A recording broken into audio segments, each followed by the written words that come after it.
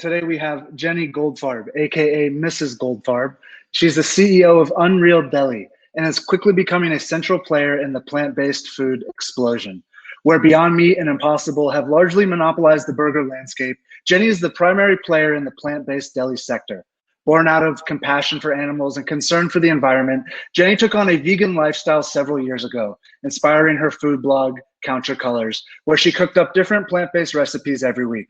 In 2019, she launched Unreal Deli and her debut product, Mrs. Goldfarb's Unreal Corned Beef, which has exploded in the major delis, restaurants, and next step, retail. She famously won the hearts of America on Shark Tank in November, scoring a deal with newly vegetarian Mark Cuban. She and Mark Cuban are both proud of their family's roots in Romania. Keep a lookout for Unreal Deli on social media. Speaking today on how to grow a bustling business from the ground up, please welcome Jenny Goldfarb to Texylvania 2020. Thank you so much, Trevor, and thank you everyone for your patience and for hanging in there. That was really unacceptable. I apologize. We did our best clicking buttons, and here finally we are.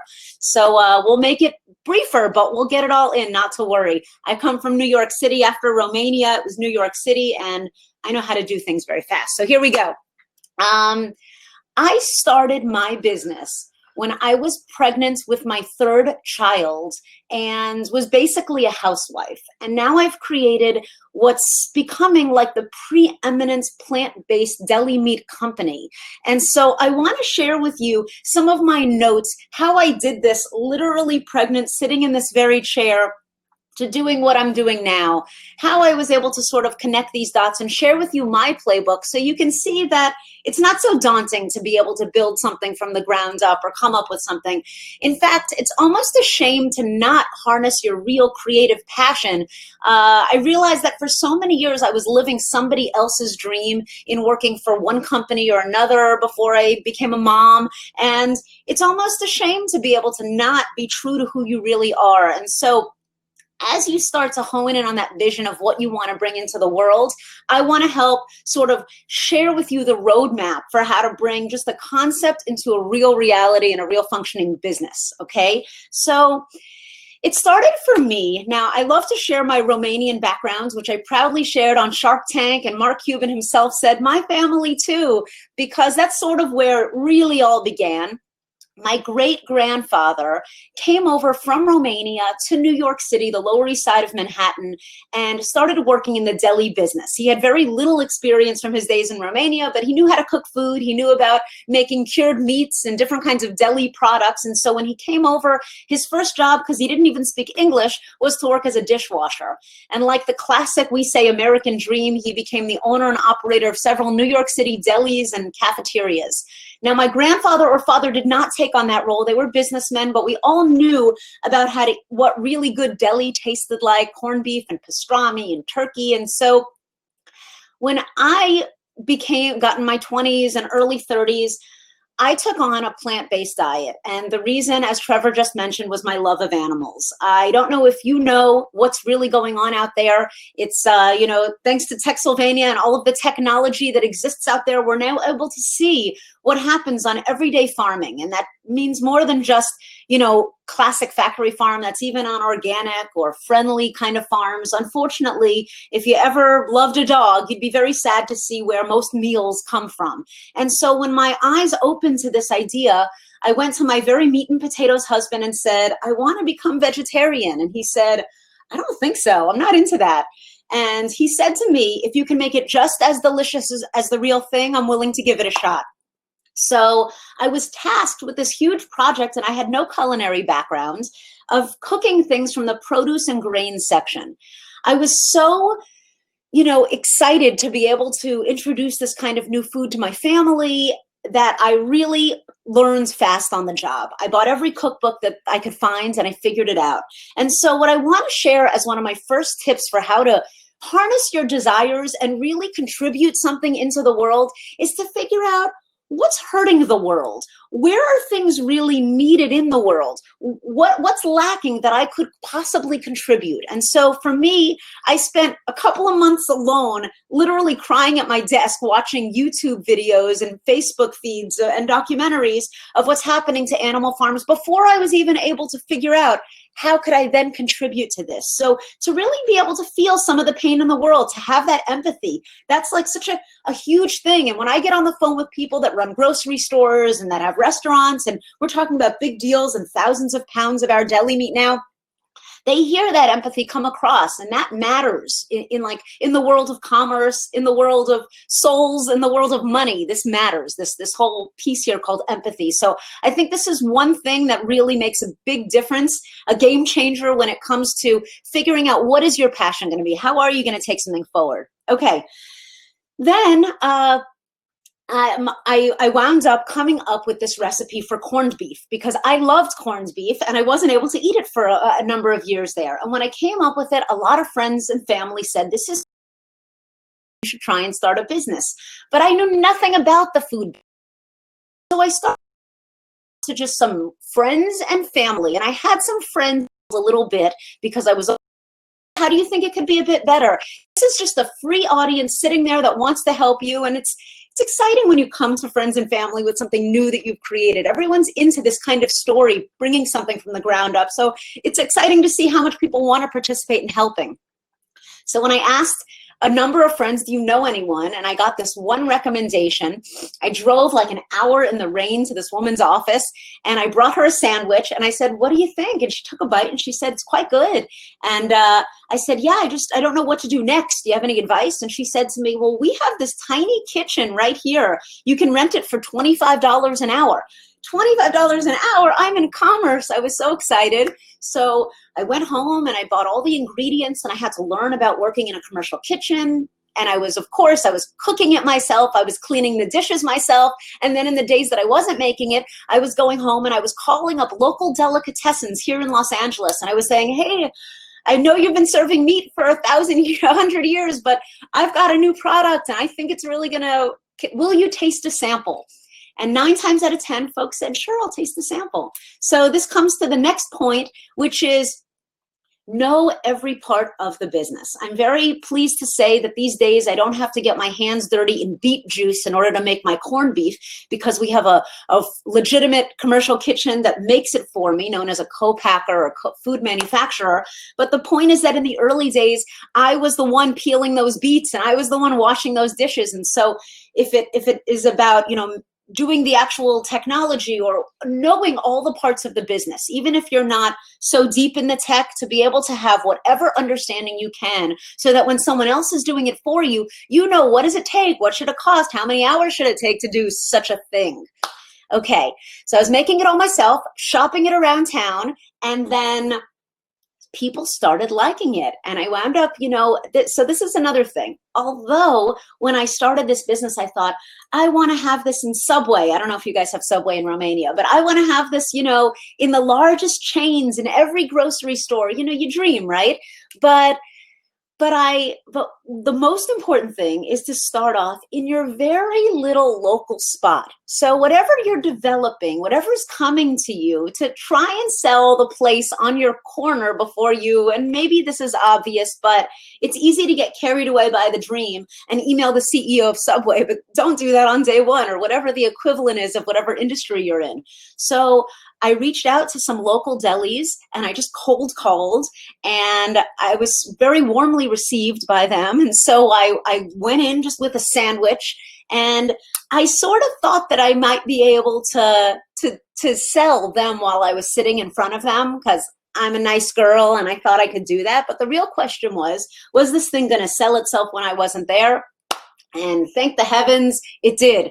And so we started getting reorders, and a lot of these little delis put us on their permanent menus, and that was a very exciting thing. And so that gave me the gumption to start calling the next level. So then I started going into like 6 chain restaurants and calling up. And let me just give you guys like one little piece of advice. I hope this isn't too obvious, but it's just such a beautiful thing for when you're reaching out, which is, if you don't know the name of like the big executive, because they don't give the names on the website, maybe on LinkedIn, but not everyone always checks their LinkedIn. You really want to get a nice email right into their inbox. You type in corporate executive team, Subway, or whatever, right? And then you're looking at all these people's faces with hefty paragraphs. They sound very legitimate. And when you pick that person, 9 times out of 10, their email is going to be jgoldfarb@unrealdeli.com or jenny@unrealdeli.com. It's just going to be one or two different things. You try those and you're golden. You're right in their inbox. I started emailing people just this way. It's basically cold emailing, but it comes across kind of warm if you have their email. You're not just pinging them on LinkedIn. And maybe it wasn't 9 times out of 10 by this point, but maybe 4 times out of 10, they'd say, sure, send me samples. And, you know, we started shipping off samples. And when I say we, it was like me and like my husband running to the postal service at this point. And then I caught the attention of Whole Foods. They tasted samples and they really liked them. Whole Foods, by the way, if you don't know, it's a high-end grocery store that's very well known in the United States and in the UK. And they love the samples, but they still weren't quite ready to buy that day. So I was emailing with the one woman who was in touch with me who said they liked the samples. Probably every 2 weeks, I sent a fresh email and she never wrote me back, almost never. My husband was like, you should get a little tough with her. So another piece of business, don't listen to the husbands. Don't get tough with these people. Be nice to the people and be excited. I literally use the word excited or exciting in almost every email I send because that's contagious. People want to feel excited about life. And that's why you waited so long for me to come on, to get some enthusiasm here. So to have excitement about what you do, to have empathy about where you came from and why you're bringing this into the world. These are 2 things to hold with you every day. So when I kept writing to this woman at Whole Foods, finally, she wrote me back one day and said, I have a way I want to bring you in. We're going to send you to the sandwich making group and we're going to take in your sandwiches that way. No problem. Now we're really on the map. We're in Whole Foods. So with that, I had the gumption to apply to go on Shark Tank. For those of you that probably know, Shark Tank is a hit television show on the ABC network here in the United States. I believe it also shows internationally. I know Mark Cuban is doing a panel here today. So there's a very, very quick web form. It's like 30 seconds to send in your initial application. And one day I was driving home from the Netflix. That's, I assume Netflix is international, but Netflix is a big streaming service we have here. And I was driving home from their offices because we live in Los Angeles. And so if you get your food on the movie studio lots where they're making the movies, that's like just extra cool points. So I was reaching out to those guys while I was reaching out to all these other groups to try and sell our meat. And driving home from the Netflix offices one day, I get a phone call.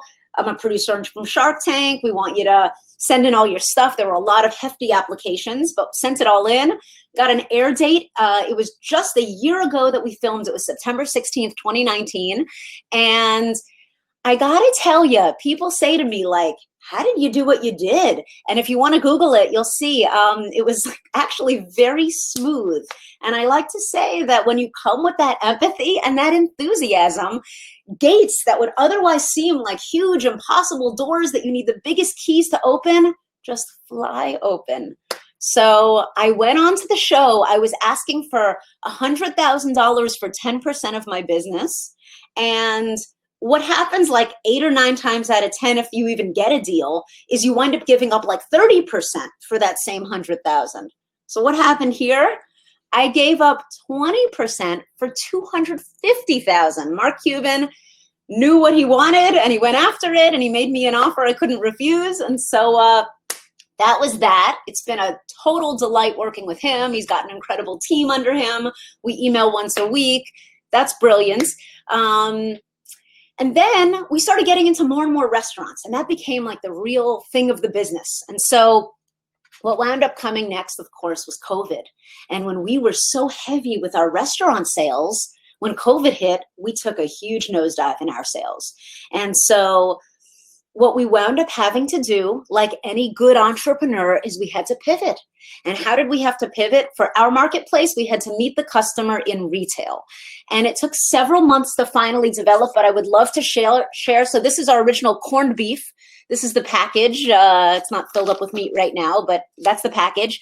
And another thing that we did during COVID, because nobody was talking to us about sales, restaurants were unsure how to make ends meet themselves, let alone talk about new products. We hit the R&D kitchen really hard, and we developed the first ever, the finest plant-based turkey product, which is Our products are all made of whole vegetables. I mentioned cutting up those beets at the beginning. The turkey has white beans and chickpeas and corn and all sorts of other really wholesome ingredients. So we pivoted, and that's another really important thing from growing from the ground up. So I know that we're only a couple minutes away from 8:40. I could go on and on and on. I just want to look at my notes because I feel like, so another thing I want to say just in these last couple minutes here is we talked about feeling like the pain and lack in the world. We talked about having enthusiasm in everything you do and how that ricochets and people feel that on the phone, even in an email, people feel that. And then put out the messy version. Don't be so concerned about having things so locked up and so perfect. You could be working on it forever. When we had this turkey recipe and it was sort of coming along, I was sending it off to chefs who had already bought the corned beef saying, what do you think? Let me know, give me feedback. So it's not to be so locked up on having things tied up so perfectly, because you could be working forever on that and never get anywhere. Getting feedback from friends and family and asking for criticism, so important. And another thing is, you don't need the whole world to love you or buy your app or sign up for your thing or get your corned beef to make a killer business. You can be the sweetest peach pie on the planet, but some people don't like peaches. So don't be so concerned about, how am I going to get the whole world to take this on? You don't need that. You just need, a small group of dedicated people who love this kind of thing, and you can make something really smashing. So without further ado, it is, we can go over for a few minutes, Vlad says. Okay, great. Yeah, so, I love how this is called Tech-Sylvania. I almost feel like now in a COVID universe, this is just Life-Sylvania, because tech is just how commerce happens. It's how we get our food. It's how we talk to one another. It's literally everything now. So this is just the way of the world. It's not like some off thing. Some people are into email, obviously. And so it's just such a brilliant new way.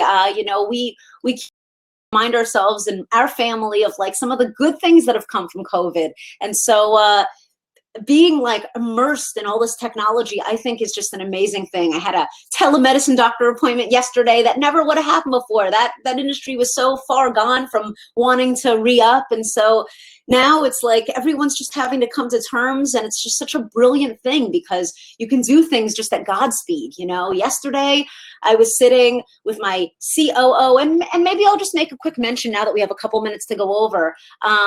Be bold and adapt or go home. That's right, Frederick. Very cool. That's right. So just in terms of growing the business. So I mentioned how I was doing dishes myself and cutting up beets, but like what was the next thing? So the next thing was, I'll give this over quickly and then we can keep move into questions or whatever. But I had an appointment I had a meeting with a woman who has an $11 million ice cream business. This is going back at the very beginning of the business. And so she had an ice cream company. And why was I willing to meet with her? Because I was brand new. I knew nobody. And I was just literally willing to meet with anyone. She couldn't meet with me for about 2 months. And by those 2 months, I had some real sales, like at the local delis, and I was busy.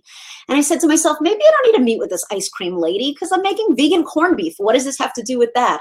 But I kept my meeting because I said, look, I committed to this. She's taking the time to meet with me. She's got a much bigger business than I do. I drove 45 minutes each way for a half-hour meeting. And when I sat down with her, the whole meeting was like, how'd you grow your business? Who were your first hires? It didn't, I was taking notes, but it wasn't anything that was a game changer. At the very last minute of the meeting, I said to her, I'm looking for someone to help me make my product.